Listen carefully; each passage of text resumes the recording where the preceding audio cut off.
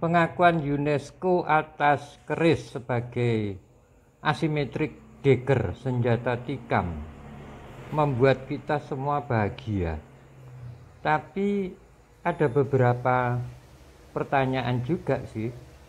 Kenapa orang-orang terdahulu tersinggung kalau keris dianggap sebagai senjata?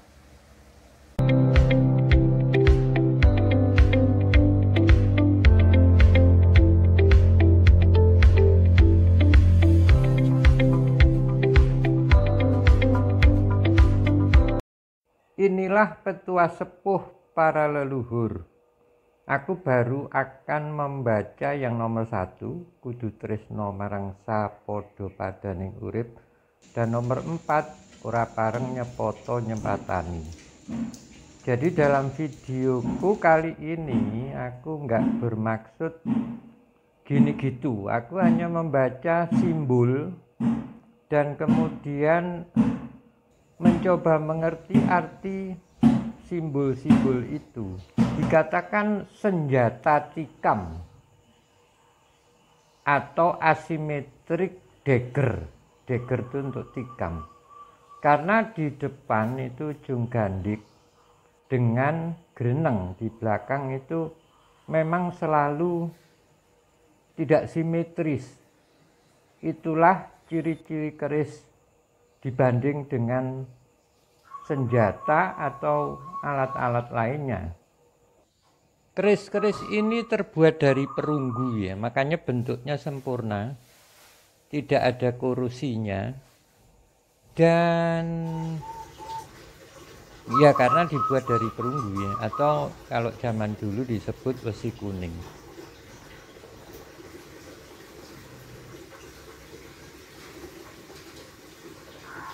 Saat kita pegang itu menimbulkan rasa nyaman, dingin, tentrem. Aku belum pernah memegang keris yang kemudian menimbulkan rasa ngeri.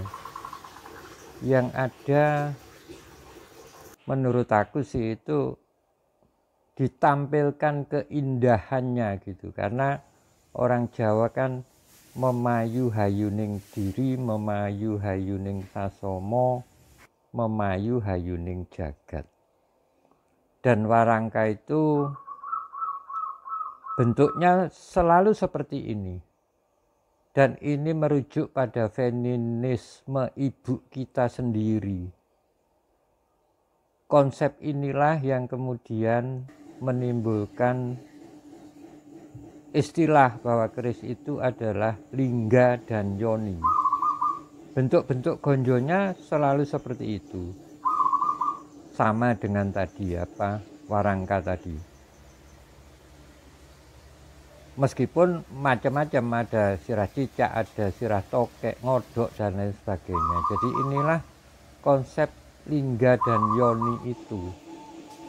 Lingga itu bapak, yoni itu ibu.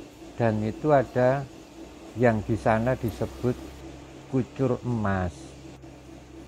Ini adalah lingga, bisa juga dilambangkan sebagai siwa atau bapak kita. Itu adalah alat reproduksi bapak, reproduksi kita. Dilambangkan seperti ini. Jadi itu hanyalah simbol, sama dengan ini, juga ini di luar sana,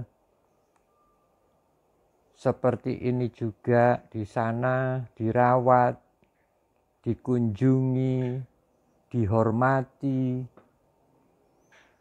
Banyak sekali presentasi-presentasi yang lain dengan sendirinya karena bahasa yang berbeda, ya penyebutannya lain.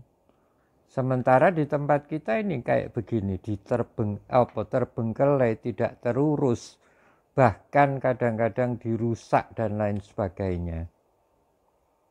Padahal itu adalah lambang dari bapak dan ibu, lingga dan yoni. Dalam konsep Adam dan Hawa sebetulnya sama, itu adalah antara bapak dan ibu, laki-laki dan perempuan. Di situ tadi ada lambang binatang, ada lambang ular, yang terutama ular itu selalu di Siwa, Dewa Siwa itu selalu menyandang ular. Macan itu dipresentasikan di jariknya ini, jarik Siwa. Jadi apa itu, kain panjang Siwa itu ada relief macan. Di mahkota ada bulu burung,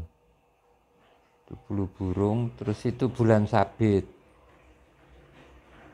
Representasinya 4 binatang tadi yang ada di gambar Adam di surga tadi, lengkap ada di Siwa ini. Jadi ada ular, ada burung, itu tergambar juga di mahkotanya Siwa. Kalau ular tadi ada di badannya, burung ada di mahkotanya. Sedangkan macan ada di bagian kain panjang dari Dewa Siwa. Gambaran-gambaran itu mirip sih, namanya juga simbol. Jadi ya aku cuma membaca simbol. Jadi kepala macan, terus kalau itu melibat ke belakang, terus keluar lagi dalam bentuk ekor itu. Demikian juga Dewa Siwa dan Dewi Parwati. Itu juga lambang sebagai bapak dan ibu. Dewa Siwa juga mempunyai 3 istri kan. Dewi Parwati, Betari Uma, sama Kali, Dewi Kali. Di cerita lain juga ada yang mirip-mirip seperti itu. Abraham punya istri 3 juga, Sarah, Hagar, Ketura. Dan pada episode yang sebelumnya tentang Lingga Yodi yang di Watugaluh, aku juga pernah cerita bahwa Siwa itu, Dewa Siwa itu melambangkan kekosongan, atau dalam bahasa Jawanya suwung. Di dalam kebudayaan Jawa, perlambangnya cukup sederhana, dilambangkan sebagai patung atau arca Roro Blonyo, yang intinya juga mempresentasikan bapak dan ibu. Awal mula kita ada, dari merekalah kita ada di dunia. Jadi orang tua kita itu ya awal mulanya kita hidup di dunia ini. Oleh karena itu kemudian keris itu dimiliki antar agama. Dulu semua wali-wali juga mempunyai keris, termasuk juga antar bangsa. Banyak teman-teman saya di luar yang mempunyai keris dan juga menghormatinya. Matur nuwun.